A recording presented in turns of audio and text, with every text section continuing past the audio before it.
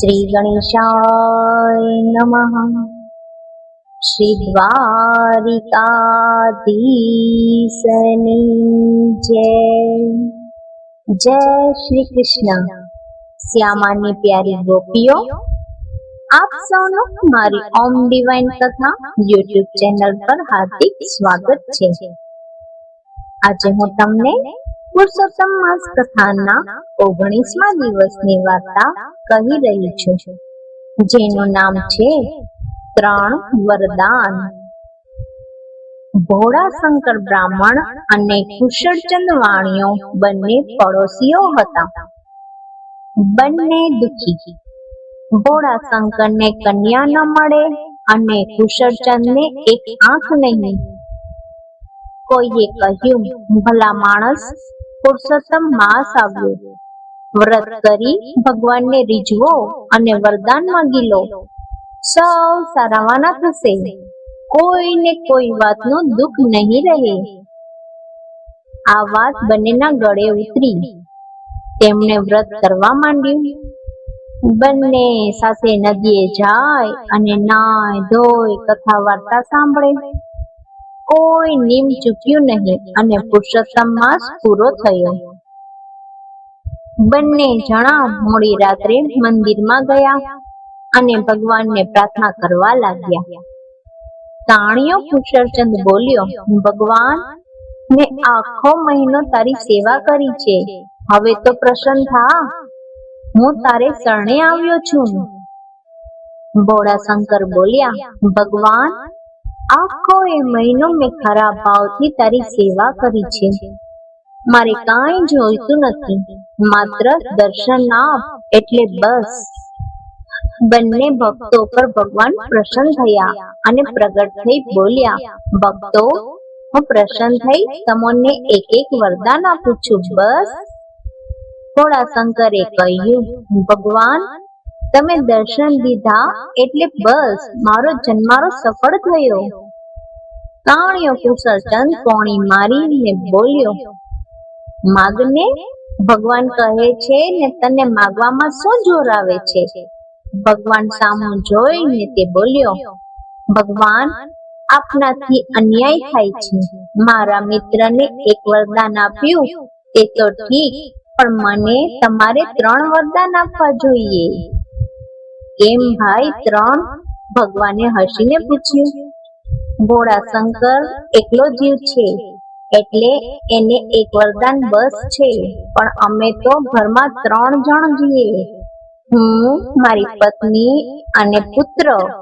મને જે મળે છે તે અમે 3 જણ વેચીને ખાઈએ છીએ. તમે જ કહો, એક વરદાન 3 જણા સી રીતે વેચીએ? તાણિયાની બુદ્ધિ ઉપર ભગવાન હસી પડ્યા. તે બોલ્યા, ભાઈ, તું રાજી રહે, હું તને 3 વરદાન આપું છું. તમે 3 જણ એક એક વાર જે માગશો તે મળશે, બસ. કુશળચંદ તો રાજી રાજી થઈ ગયો અને ભગવાનના ચરણોમાં દંડવત પ્રણામ કર્યા. દર્શન આપી ભગવાન અંતર ધ્યાન થઈ ગયા. બંને જણા ઘરે આવ્યા. ભોળાશંકરે ઘરે જઈને કહ્યું, ભગવાન, મારે તો તારા દર્શન જ કરવા હતા, પણ તે વરદાન આપ્યું તો હું માગું છું કે તમને ઠીક લાગે તે મને આપજો. કુશળચંદ ઘરે ગયો અને પોતાની પત્નીને કહ્યું, જો, આપણને ભગવાને 3 વરદાન આપ્યા છે, આપણે એક એક વાર જે માગીશું તે મળશે. વાણિયાના મનમાં આનંદ થયો. તેને તેનો કાણો પતિ ગમતો ન હતો અને પોતે ભીનેવાને હતી. એક વેળા તેનો પતિ બહારગામ ગયો એટલે તેણે ઘીનો દીવો કરી ભગવાનને પ્રાર્થના કરી, હે પ્રભુ, તમે વરદાન માંગવા કહ્યું હોય તો આજે હું માગું છું કે મને રૂપ આપો. ઘડીક વારમાં કાળી કદરૂપી વાણિયાણ રૂપનો અંબાર બની ગઈ. વાણિયાણના હરખનો પાર ન રહ્યો. લોકોને પોતાનું રૂપ બતાવવા બેડું લઈ તે નદી કાંઠે જળ ભરવા ગઈ. એવામાં ગામનો રાજા ઘોડા પર બેસી ફરતો ફરતો નદી કાંઠે જતો હતો. તેની દ્રષ્ટિ રૂપના અંબર જેવી સ્ત્રી ઉપર પડી. તેણે તો વાણિયાણને પકડીને પોતાને મહેલે લઈ ગયો. વાણિયાણને તો શુભ સાહેબીનો પાર ન રહ્યો. છોકરો કે પતિ કોઈ સાંભળે નહીં. દાસ દાસીઓ હા કહેતામાં હાજર. વાણિયો બારગામથી આવ્યો ને ઘરે જુએ તો છોકરો એકલો.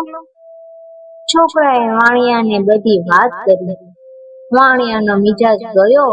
તે સીધો રાજા પાસે ગયો અને પોતાની પત્નીની માંગણી કરી. રાજાએ કહ્યું, ભાઈ, તારી પત્નીને મેં જોર જુલમથી રાખી નથી. તારી સાથે આવે તો લઈ જા, મારી ના નથી. કુશળચંદે પોતાની પત્નીને ઘણું સમજાવ્યું, પણ એ વળી આવું સુખ છોડી હાથે કરીને દુઃખમાં શું કામ પડે? એણે તો ઘસીને ના પાડી દીધી. વાણિયાના ક્રોધનો પાર ન રહ્યો. તેણે ત્યાં જ ભગવાનને પ્રાર્થના કરી, ભગવાન, તમે મને વરદાન આપ્યું છે, તે સાચું હોય તો આ મારી પત્ની હમણાં જ ગધેડી થઈ જાય. રાણી બનેલી વાણિયાણ તો ઘડીકમાં ગધેડી થઈ રાજમહેલમાં ભૂકવા લાગી. રાજાએ ચાકરોને હુકમ કર્યો એટલે બધા ઉભા થયા અને ગધેડીને રાજમહેલમાંથી હાંકી મૂકી. વાણિયો તો ગધેડીને દોરડું બાંધી દોરીને ઘરે લઈ આવ્યો. તેણે પોતાના દીકરાને કહ્યું, ભાઈ, જો આ તારી માં રાણી થઈ બેઠી હતી, તેને મારા વરદાનથી ગધેડી બનાવીને અહીં લઈ આવ્યો. છોકરાની આંખમાં આંસુ આવી ગયા. માં વિના તેના જીવનને સુખ ન હતું. ગમે તેવી પણ પોતાની માં ક્યાંથી? છોકરાએ ભગવાનને આગળ પ્રાર્થના કરી, પ્રભુ, પેલા જેવી મારી માં હતી તેવી માં કરી દો, એટલે હું વરદાન માંગુ છું. છોકરાએ વરદાન માંગ્યું. ત્યાં તો ઘડીકમાં તેની માં ગધેડીમાંથી પાછી વાણિયાણ બની ગઈ. અભાગી કુશળચંદની કુશળતા કામ ન આવી. ત્રણેય વરદાન માંગ્યા તોય ફોકટ ગયા. પોતાની આંખ પણ સાજી કરી શક્યો નહીં. ભોળા શંકરે તો બધું ભગવાન પર છોડ્યું હતું. એટલે ભગવાન પુરુષોત્તમરાયની કૃપાથી થોડા સમયમાં તેનું લગ્ન એક સદગુણી કન્યા સાથે થયું અને બંને જણા પ્રભુ ભજન કરી આનંદમાં દિવસો વિતાવવા લાગ્યા. જ્યાં ભગવાનની કૃપા થાય ત્યાં શું ખામી રહે? જય પુરુષોત્તમરાય. જેવા બ્રાહ્મણને ફળ્યા તેવા સૌને ફળજો. બોલીએ શ્રી પૂર્ણ પુરુષોત્તમ ભગવાનની જય. હે પ્રભુ શ્રી કૃષ્ણ, આ પવિત્ર પુરુષોત્તમ માસમાં ભક્તિ, શ્રદ્ધા અને સારા કર્મ કરવાની અમને બધાને શક્તિ આપજો. જે કોઈ આ કથા શ્રદ્ધાથી સાંભળે કે કરે તેમના તમામ દુઃખ દૂર થાય અને તેમના જીવનમાં સુખ શાંતિ આવે. જો તમને આવી આધ્યાત્મિક કથાઓ ગમતી હોય તો વિડીયોને લાઈક કરો, મારી ચેનલને સબસ્ક્રાઇબ જરૂર કરજો અને આ કથાને તમારા પરિવાર અને મિત્રો સાથે શેર કરવાનું ભૂલશો નહીં. તમારો સાથ અને આશીર્વાદ મને આપતા રહેજો.